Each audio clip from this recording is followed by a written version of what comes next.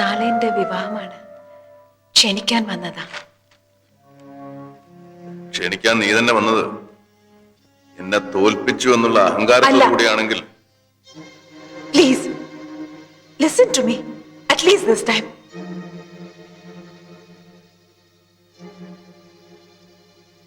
രണ്ട് കാര്യങ്ങളാണ് എനിക്ക് പറയാനുള്ളത്. ഒന്ന്, ടു സേ താങ്ക്സ്, ഒരു പുതിയ ജീവിതം തുടങ്ങാൻ എനിക്കൊരവസരം തന്നതിന്. രണ്ട്, അവസാനമായി പിരിയുന്നതിന് മുമ്പ് എവിടെയാണ് നമുക്ക് തെറ്റിയതെന്ന് പരസ്പരം മനസ്സിലാക്കാൻ ഒരവസരം ഉണ്ടാക്കാൻ. നന്ദി സ്വീകരിക്കും. My pleasure. പിന്നെ പരസ്പരം മനസ്സിലാക്കുന്ന കാര്യം വൈകിപ്പോയില്ലേ? ഒരിക്കൽ സംഭവിച്ച തെറ്റ് മനസ്സിലാക്കാൻ കഴിഞ്ഞാൽ വീണ്ടും അത് ആവർത്തിക്കാതെ ഇരിക്കാമല്ലോ. എനിക്കൊന്നും കേൾക്കണ്ട, സ്വാതമിക്കോളും. എസ്കേപ്പിസം. This is escapism. സത്യത്തിന്റെ മുമ്പിൽ നിന്ന് ഒളിച്ചോടാനുള്ള ശ്രമം. Only cowards do that. And I don't want to believe that you're one of them. Because once I loved you. നമ്മൾ പിരിഞ്ഞെങ്കിലും ഹൃദയത്തിന്റെ ഒരു കോണിൽ ഇപ്പോഴും ആ ബന്ധത്തിന്റെ ഒരു പൊട്ടു സ്നേഹം, അതിന്റെ ഒരു ചെറിയ വേദന ഒളിഞ്ഞു കിടപ്പുണ്ട്. നിർത്തണ്ട, പറയാൻ ഒരുങ്ങി വന്നതെല്ലാം പറഞ്ഞോളൂ. എവിടെയാണ് ആ സ്നേഹം തുടങ്ങിയത്? വീരചക്രം ലഭിച്ച് സുമുഖനായ ഒരു ആർമി ഓഫീസറോട് എനിക്ക് തോന്നിയ ഹീറോ വേഷം, ഫാസിനേഷൻ, അത് തന്നെയായിരുന്നു രവിക്ക് എന്നോടും. You fell for my looks and never bothered to understand me. പലരും എതിർത്തപ്പോൾ പിന്നെ വാശിയായി. അങ്ങനെ ഒരു വാശിയുടെ പേരിൽ നമ്മൾ ഭാര്യയും ഭർത്താവുമായി. പിന്നെയാണ് കോവിലകത്തെ ആഠ്യത്വവും യാഥാസ്ഥിതികത്വവും പട്ടാളച്ചിട്ടയും കൂടി വളർത്തിയ രവിവർമ്മ തമ്പുരാനും മിസസ് സ്വാതി തമ്പുരാനും തമ്മിലുള്ള യുദ്ധം തുടങ്ങിയത്. എനിക്കറിയാത്തതൊന്നും നീ ഇതുവരെ പറഞ്ഞില്ല. അറിയാത്തത് പറയാം. ഇപ്പോഴെങ്കിലും വിശ്വസിക്കണം, ഞാനായിട്ടൊന്നും ചെയ്തതല്ല. It was A natural abortion. Let's not talk about it. We must talk. അതെന്റെ ആവശ്യമാണ്. I am not your wife anymore and I am not ready to take any bullshit. മറ്റുള്ളവരുടെ വികാരം മനസ്സിലാക്കാൻ ഒരിക്കലും രവി ശ്രമിച്ചിട്ടില്ല. Upon God, ഞാൻ അതിൽ നിരപരാധിയാണ്. ഒരു പക്ഷേ രവിയിൽ നിന്ന് ഞാൻ അനുഭവിച്ച മെന്റൽ ആഗ്നി ആവണം അതിന് കാരണം.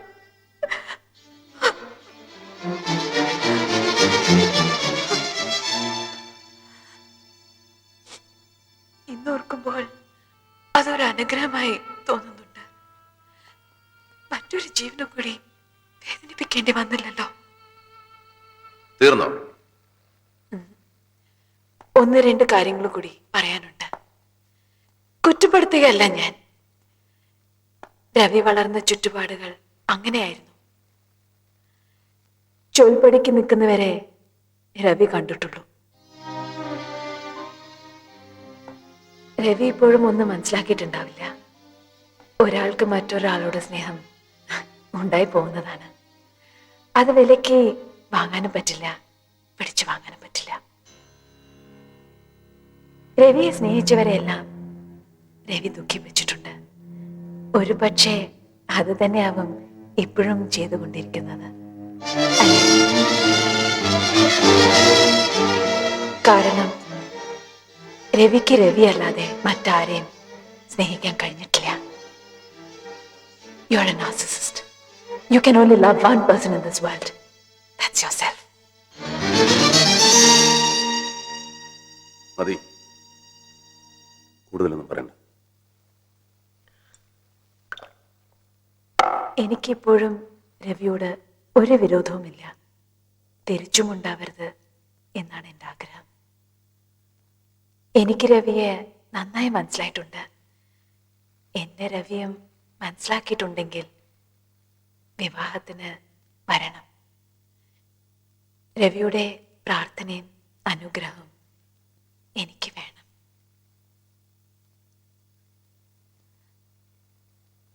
Good night.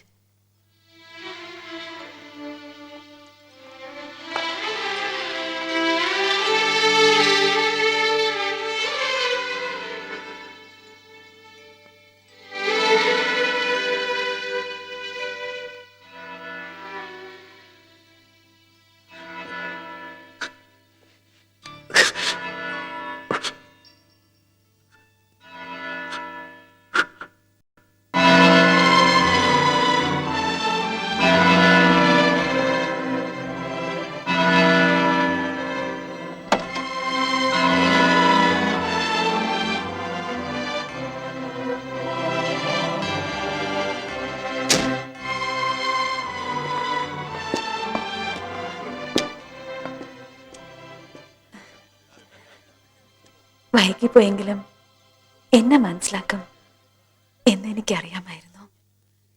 എന്റെ ഹൃദയം നിറഞ്ഞ ആശംസ. Wish you happy and prosperous married life. Thank you. എവിടെയാണെങ്കിലും രവിയെ ഞാൻ മറക്കില്ല. എന്നും എൻ്റെ ഒരു നല്ല സുഹൃത്തായി എന്നോടൊപ്പം ഉണ്ടാവണം. ഉണ്ടാവും. ബൈ. ബൈ.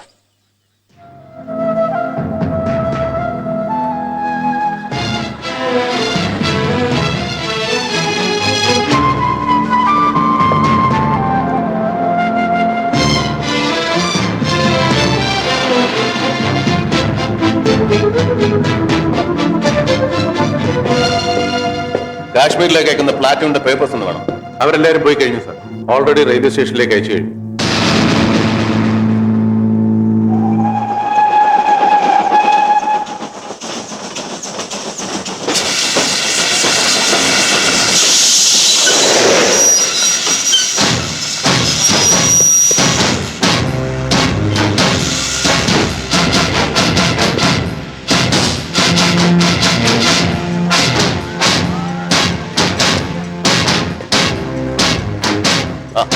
Money, come. നീ പോകുന്നില്ല. Come on. Hey, what are you doing? He is not medically fit. ഇയാൾ അയക്കാൻ പാടില്ല. If that is the case, I want to see the medical certificate. I'll show it in the office. Sir, I cannot allow you to do this until you show me the certificate or commander's order. നിന്റെ അനുവാദം വേണ്ട. ഞാൻ ഇവനെ കൊണ്ടുപോകും. Sir, you cannot. മര്യാദയ്ക്ക് മാറി നിൽക്കുന്നതാണ് നല്ലത്. Sir, നിങ്ങൾ ചെയ്യുന്ന എത്ര വലിയ കുറ്റമാണെന്ന് നിങ്ങൾക്കറിയില്ല. ആർമി ഹെഡ്ക്വാർട്ടേഴ്സിൽ നിന്ന് അപ്രൂവ് ചെയ്ത ലിസ്റ്റാണിത്. ആരുടെയും തോന്നിയവാസത്തിന് ഇത് മാറ്റാൻ ഒക്കില്ല. You may even get a court martial. I don't care. I am ready to face any consequences for this. You do whatever you can. നീ പേടിക്കണ്ട. നിന്റെ ലീവ് ഞാൻ സാങ്ഷൻ ചെയ്തു. നീ ഉടനെ നാട്ടിലേക്ക് പോണം. വാ.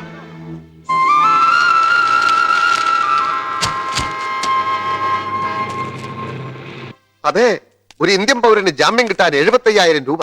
ഒന്ന് ഞാൻ തീരുമാനിച്ചു കഴിഞ്ഞു. ഇനി ഒരൊറ്റ പോലീസുകാരൻ എന്റെ കൊട്ടകയിൽ കയറി ചക്കാത്തിന് സിനിമ കാണില്ല. ഒരെണ്ണത്തിന് ഫ്രീ പാസ് കൊടുത്തു വരും. നന്ദിയില്ലാത്ത ജാതികൾ. പോലീസ് സ്റ്റേഷനിൽ ചെന്നപ്പോ ആലുവ മണപ്പുറത്ത് വെച്ച് കണ്ട ഭാവം പോലുമില്ല. എന്തെങ്കിലും പറഞ്ഞാൽ അപ്പ തെറിയും അടിയും. ഓ, നീ ഇപ്പോഴും ഇവിടെ ഉണ്ടോ? അന്ന് അടി വന്നപ്പോ ഓടി ഓട്ടത്തിന് നീ അതിർത്തി കടന്നു കാണുമെന്ന് ഞാൻ വിചാരിച്ചു. അത് അവനൊരു അബദ്ധം പറ്റിയതാ. എനിക്കല്ലേ അബദ്ധം പറ്റിയത്? ഇവൻ ഇടിക്കും പൊടിക്കും എന്തൊക്കെ സ്വപ്നങ്ങളായിരുന്നു. ഇത് മസിലൊന്നുമല്ല, മുഴുവൻ നീരാ. ഇരിക്കുമായിരുന്നു. മുതലാളിയുടെ ആക്ഷൻ കണ്ടപ്പോ വേഗം ഒരു സോഡ വാങ്ങിച്ചിട്ടോ എന്ന് അവൻ ധരിച്ചു പോലും. അതിനുവേണ്ടി ഓടിയെന്നാവും പറയുന്നത്.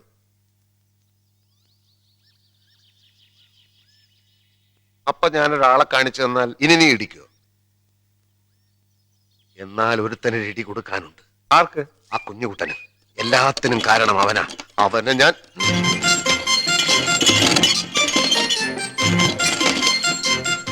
ഓ, ഇവനും എത്തിയോ?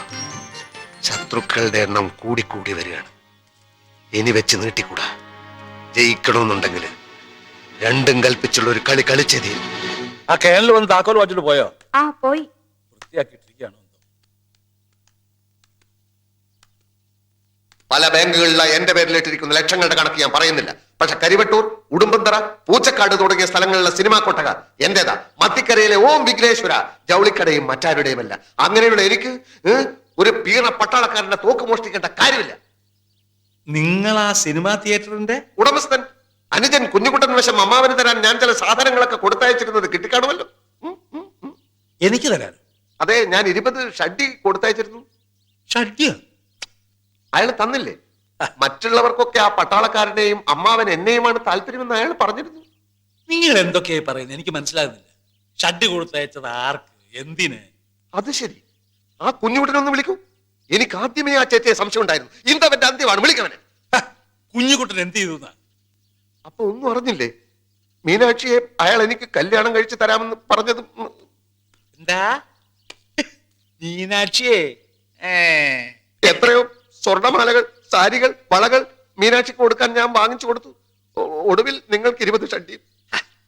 തോക്ക് കേസിൽപ്പെട്ട് ഞാൻ ലോക്കപ്പിലായപ്പോ അവന്റെ അടുത്തേക്ക് ഞാൻ ആളെ അയച്ചു. അവൻ വന്നില്ല. ഒടുവിൽ അവൻ പറഞ്ഞയച്ചത് എന്താണെന്നറിയോ? ഞാനൊരു കള്ളനായതുകൊണ്ട് മീനാക്ഷി എനിക്ക് കെട്ടിച്ചു തരാൻ ഇവിടെ ആർക്കും താല്പര്യമില്ലെന്ന്. ശരിയാണോ? നിങ്ങൾക്ക് എന്താ പ്രാന്തമുണ്ടോ? മീനാക്ഷി എന്റെ മകളാ. അവളെ ആർക്ക് കല്യാണം കഴിച്ചു കൊടുക്കണമെന്ന് കുഞ്ഞുകുട്ടനല്ല തീരുമാനിക്കുന്നത്. എന്താടാ ഇവിടെ? ആരെയാ ഇവരൊക്കെ? ഞാൻ ഇവിടുത്തെ മീനാക്ഷിയെ കല്യാണം കഴിക്കാൻ പോകുന്ന ആളാണ്. എന്താ? ആ കുഞ്ഞുകുട്ടൻ അങ്ങനെ വാക്ക് കൊടുത്തു അത്രേ. എന്നിട്ട് ഷഡ്ഡി മീനാക്ഷിക്ക് കൊടുക്കാനെന്നും പറഞ്ഞ് ഇയാളുടെ നിന്ന് പല പല സാധനങ്ങളും വാങ്ങിച്ചതാ പറയുന്നത്. പറയുന്നതെല്ലാം സത്യമാണ്. ലോക്കപ്പിൽ കിടന്ന് ഞാൻ പലതും അനുഭവിച്ചു, ജീവിതം പഠിച്ചു. ഇനി ഒളിച്ചു കളിയില്ല. ഒന്നുകിൽ മീനാക്ഷി, അല്ലെങ്കിൽ കുഞ്ഞുകുട്ടൻ. രണ്ടിലൊന്നിനെയും കൊണ്ടേ ഞാൻ ഇവിടുന്ന് പോകും. നിർത്തടാ. കുടുംബത്തിൽ കയറി വന്ന് അസമെന്ന് പറയുന്നു.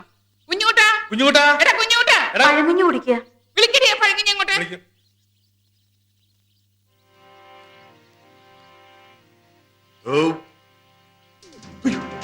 ഇവിടെ വാടാ, ഇവിടെ വരാൻ. ഇവർ ഈ പറയുന്നൊക്കെ നേരാണോ? ഞാൻ നിന്റെ തന്ത, ഇവരൊക്കെ നിന്റെ മറ്റു തന്തമാര്. എല്ലാ സത്യവും ഇപ്പൊ തുറന്നു പറഞ്ഞില്ലെങ്കിൽ ഇവിടെ ഇട്ട് നിന്നെ ചുട്ട് കരിക്കൂടാ. അത്രക്കായോ? എന്നാ രണ്ടിലൊന്ന് അറിഞ്ഞിട്ട് തന്നെ ബാക്കി കാര്യം. എന്റെ കൈ ധരിക്കുന്നു. ഇവിടെ വരെ. എടാ,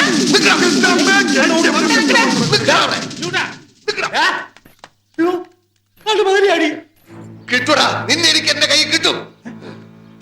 ഈ നാട്ടിൽ നിന്ന് പൊക്കോണം. എന്റെ കയ്യിൽ കിട്ടിയ വെട്ടിക്കൊന്ന് ഞാൻ കെട്ടിത്തൂക്കും. കുടുംബത്തിന് നാണം കെടുത്താൻ ജനിച്ച തെണ്ടി. അമ്മ ഇനി ഒന്നും പറയണ്ട, ഞാൻ പോയി ചോദിക്കും. മീനുവിന്റെ കാര്യത്തിൽ ഇന്ന് തന്നെ ഒരു തീരുമാനം ഉണ്ടാവണം. ആ അച്ഛമ്മയുടെ സ്വത്ത് മണമെന്ന് എനിക്ക് വേണ്ട, അത് അവർക്ക് ഇഷ്ടമുള്ളവർക്ക് കൊടുത്തോട്ടെ. പക്ഷെ മീനുവിനെ തോന്നിയവർക്ക് കെട്ടിച്ചോർക്കുള്ള തള്ളയുടെ പൂതി ഉണ്ടല്ലോ, കയ്യിലിരിക്കുള്ളൂ. അത് തന്നെ എന്റെ അഭിപ്രായം. ഗോവന്നൻകുട്ടി ഒന്നും പറയണ്ട. ഇവൻ ആരോടാ ചോദിക്കാൻ പോകുന്നത്? ഇവന്റെ അമ്മൂമ്മയും അമ്മാവന്മാരും അവിടെ ഉള്ളത്. ആ ഓർമ്മ വേണം. പിന്നെ അവരെന്നെ പിടിച്ച് മൂക്കി കയറ്റി കളയോ? കുട്ടിക്കാലത്ത് ഉറപ്പിച്ചു വെച്ച് ഈ കല്യാണത്തിന് ഇപ്പൊ സമ്മതമല്ല എന്ന് പറയാൻ എന്താ കാരണം? വേണ്ട മോനെ, നമ്മളായിട്ട് വഴക്കിനും വക്കാണത്തിനൊന്നും പോണ്ട. അങ്ങനെ വിട്ടാ ശരിയാവൂല. അവൾ ഇറങ്ങി വരുമെങ്കിൽ ഞാൻ വിളിച്ചോണ്ടിരും. ആരെന്തൊക്കെ പൊല്ലാപ്പെട്ടെങ്കിലും ശരി. മോനെ, ചേട്ടാ പോകരുതെന്നാ പറഞ്ഞത്. ഛേ.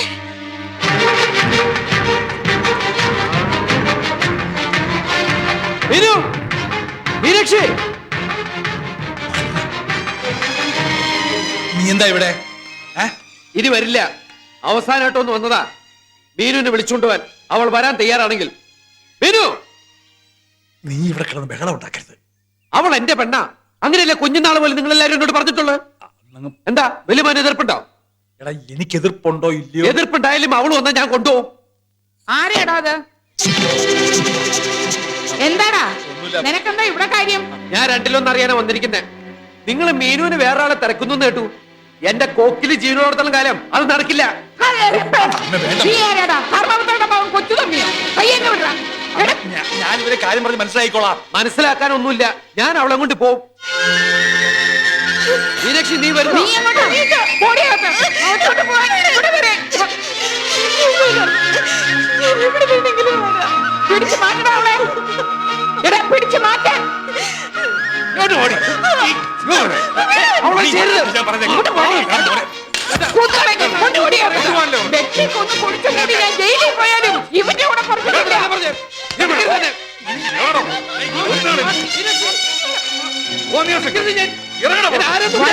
കൊണ്ടുപോടാ. ഈ പഠിക്കാത്ത കൊന്നുകളഞ്ഞ് ഉളവർത്ത് കൊല്ലണ്ട. മണി, ആദ്യം എന്നെ കൊല്ലടാ. അമ്മയാണെന്ന വിചാരം ഉണ്ടെങ്കിൽ ഇപ്പൊ ഇറങ്ങണ ഈ പടിയുന്നു. എനിക്ക് വേണ്ട ഇവിടുത്തെ പെണ്ണിനെ. നിനക്കും വേണോടാ. തളർന്നു കിടന്ന് നിന്റെ അച്ഛനെയും നമ്മളെ നട്ടപ്പാതിലേക്ക് ചവിട്ടി ഇറക്കി കഥ അടച്ച ദ്രോഹികളുടെ വീടായത്. നിന്റെ അച്ഛനെ കൊന്ന പിശാചുക്കളാ ഇവര്. ഇവിടുത്തെ പെണ്ണിനെ നിനക്ക് വേണ്ട, എനിക്കും വേണ്ട.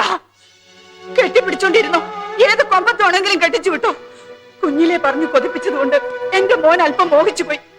സാരമില്ല, ക്ഷമിച്ചോളും. ക്ഷമിക്കാനും മറക്കാനും ഞാനും അവനെ പഠിപ്പിച്ചോളാം. വാടാ.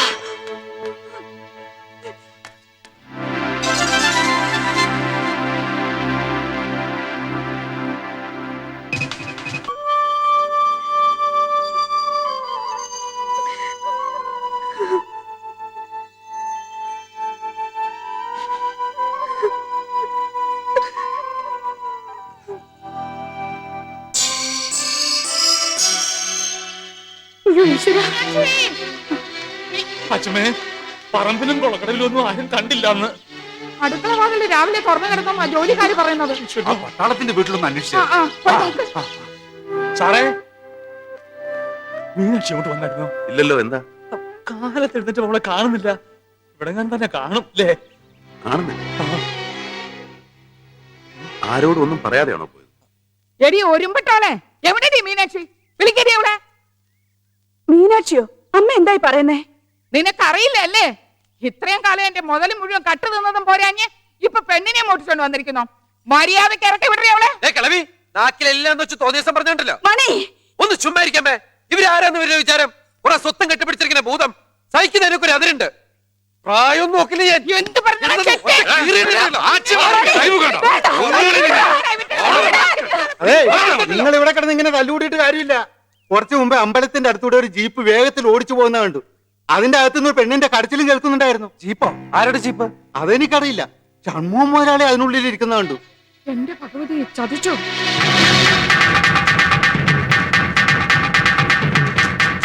എവിടെ നിന്റെ മുതലാളി?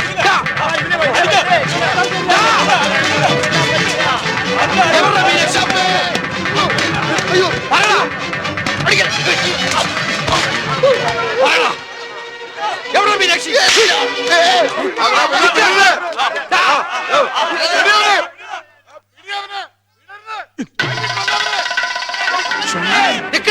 ഒന്നാളെ ഞാൻ നിന്നെ. ഇവന്മാരും തന്റെ ഡെഡ് ബോഡി കൊണ്ട് പോകും.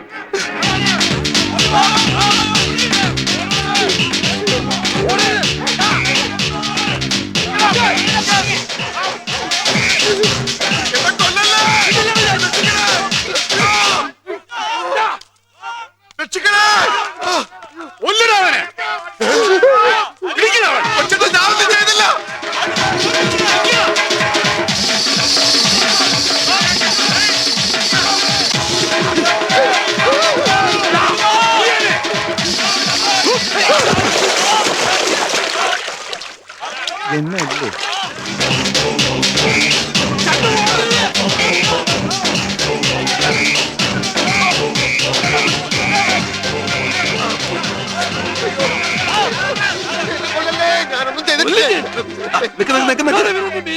എന്താ പ്രശ്നം? സാറിനെ തല്ലിയിട്ടുണ്ട്, പോലീസ് എന്നെ തല്ലിയിട്ടുണ്ട്. അതിനൊക്കെ കാരണം ഉണ്ടായിരുന്നു. മീനാക്ഷിയെ ഞാൻ കണ്ടിട്ടേ ഇല്ല. ഇവരെന്നെ കൊല്ലാൻ വരും. ഇവൻ പറയുന്നു. നീനല്ലേ, നിന്നെ ഇനി ആരും ഒന്നും ചെയ്യില്ല. വെറുതെ ആരെങ്കിലും എന്തെങ്കിലും പറഞ്ഞെന്ന് വെച്ചാൽ ഒരാളെ വെറുതെ പിടിച്ചിട്ട് തല്ലേ വേണ്ട. മീനാക്ഷി എവിടെ നിന്ന് കണ്ടുപിടിക്കണം? വിളിച്ചു നിൽക്കുന്ന ദ്രോഹി.